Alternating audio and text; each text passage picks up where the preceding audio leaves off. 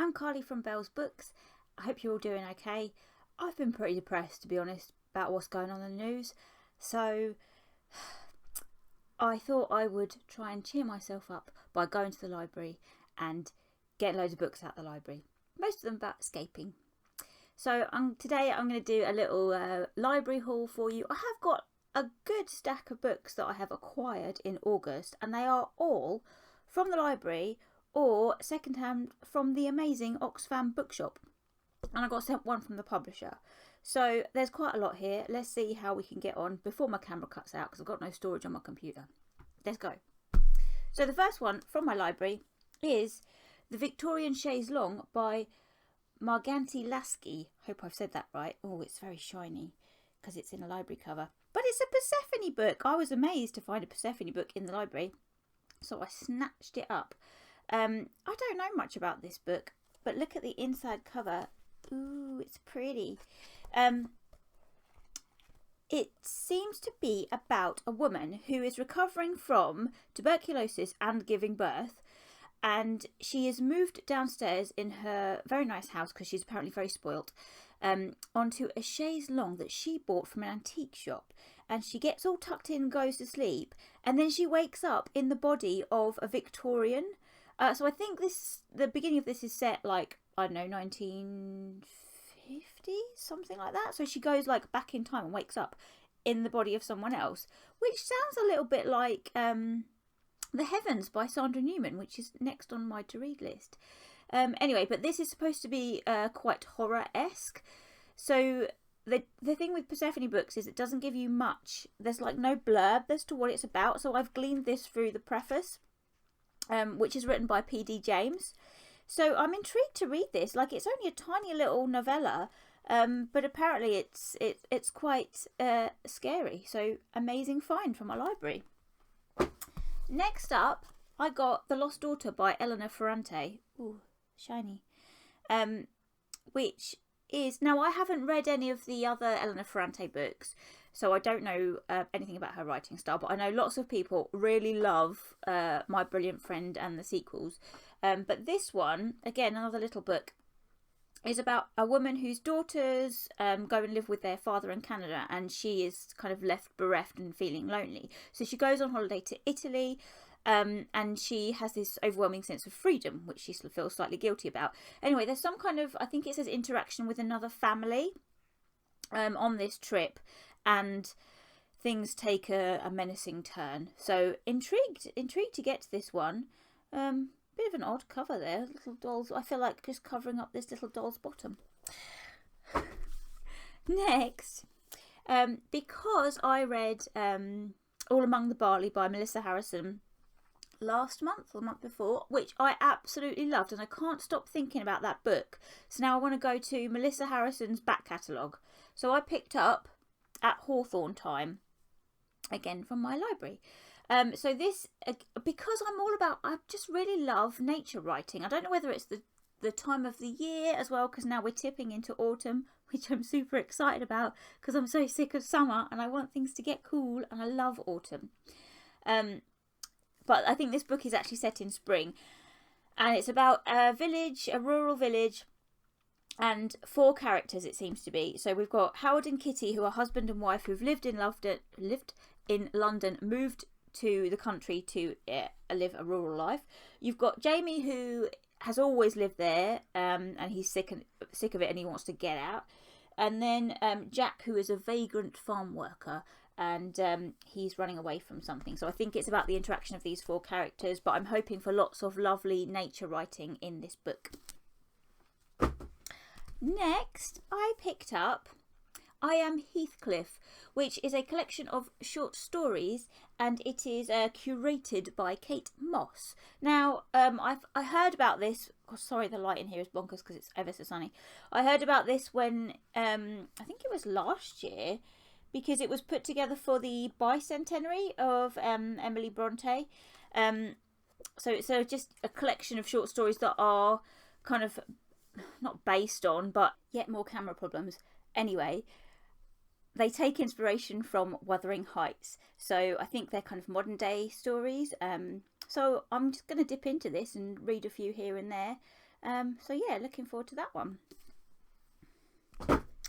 So they're all the books that I got out from the library. And I'll talk to you about the one that I got sent from the publisher, which is The River Capture by Mary Costello. Now, I think this is out. It is out in October, and I read about this in the email they sent me, and I was like, oh, that sounds good, because it's yet another book set in a rural setting. So it's in Ireland, I think, and it's another dude that wants to escape the rat race and the city. So he's come to a rural farmhouse in Ireland to escape, and that's all I can glean from it. It says it pays homage to Joyce, so I'm quite excited about that, really, to get into the writing style. So I think it's about themes of loneliness and belonging, and kind of returning to old rural traditions. So yes, I will read this probably nearer the time when it comes out, so I can do a review of it at the publication date. Next, so I'm going to move into the books that I've got from Oxfam, providing I've got enough storage on my computer. I picked up Colette. This is 2 novels in one, so it's Cherie and the Last of Cherie. I was speaking to Julia from Julia's Book Time about Colette, because I've not read any of her books, and she was reading The Vagabond, and I really want to check that one out too. So these 2 books are about a character called Cherie, who it says was brought up in the wealthy Parisian courtesan area before the First World War, and died by his own hand. So I think it's about this character, his life, and apparently he was devilishly handsome, and I think it's a bit sexy, because it said it's also about the woman who devotes 6 years to his amorous education. Woo, wow, wow, wee wows. So, yeah, I think, I mean, I don't know. I'm just assuming, because I think I've heard it somewhere, that she writes a bit of raunch. So, always looking forward to that. In a totally different vein, I picked up Lullaby by Leila Slimani, translated from the French by Sam Taylor. Now, I know this has had a lot of hype on BookTube already. This is about a young, I think it's a young couple that hire a nanny that kills one of their children. That's all I know about it. See, the thing on the front of the book says, the baby is dead. It only took a few seconds. Shit! You know, you're in for a bit of a roller coaster hairy time with that one. So looking forward to that. Oh wait, I'm going to sneeze.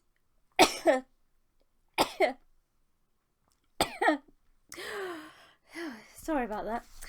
Next, I also picked up Do Not Say We Have Nothing by Madeleine Tian, which won, did it win? It says on here it's longlisted for the Man Booker Prize in 2016. I thought it's won a prize, but I don't know, I can't remember. Now this is about, this is a novel, oh god, sorry, I'm going to sneeze again. It's about 2 families, so it's tracing the history of 2 families from China. So it spans a long period. I think it says it's from the 1940s to the present day. And they're both musical families. So I think it's about 2 daughters that were trained in like the Shanghai Conservatory. And yeah, it's just tracing the revolutionary idealism of China and the impact that the political situation there has on their families up until the present day. So it's a bit of a beefy novel, but it's one of those ones that I've been looking out for, because I was going to buy it at the time it was published, and I thought, no, I'm going to wait for it to come out a bit later and pick it up second hand, and I did. So if you've read this, talk to me in the comments below, because I want to know a bit more about it. And I'm hoping at some point my book club will choose it as well. Maybe I will choose it for my book club. And another prize winner is Homefire by Camilla Shamsi. Got a nice hardback edition here from Oxfam again. This, I think, is about a family. Are they in America? Oh no, one of them. So one sister is studying in America. One sister is in London, and the brother, he has disappeared, it says, to prove himself with the dark legacy of the jihadist father he never knew. So it's a Muslim family, and they're battling with, like, one of their member being into extremism. And then it says there's a character called Eamon. Eamon enters the sister's life. Now, I can't take that name seriously because I had a budgie called Eamon. So every time I read that name, I just think of my budgie being naughty and not getting in his cage. Eamon, get in your cage. He never did. Oh, God bless Eamon. He was such a lovely budgebeak. Anyway, off topic, Carly. So, yeah, that's not very serious. This is very serious. But I've heard lots of good things. This is a retelling of a Greek tragedy. What is it? Antigone, which I studied at university in my undergrad. Can I remember it? No. So this book will be a surprise to me because I can't remember what happened in Antigone. But obviously I had lots of good things about it. So hopefully another book club book. And lastly, you'll be pleased to know, I picked up this big old boy, The 7 Deaths of Evelyn Hardcastle, which is a murder mystery. Now, I don't usually read this kind of thing, but I've heard lots of good things about this on BookTube. I'm going to put it over here. Oh, look. It's got like a Cluedo type map in it. Amazing.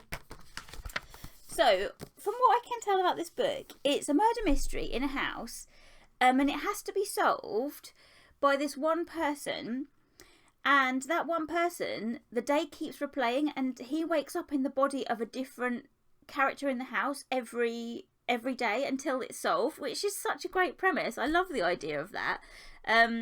Yeah, and it just sounds super fun and cosy for this time of year. So I might get to that in probably October or something. So those are all the books that I picked up in August from my library and the Oxfam bookshop. Good old Oxfam. Talk to me in the comments below. Tell me what you're reading at the moment and if you've read any of these, and what you would recommend I pick up first out of this list.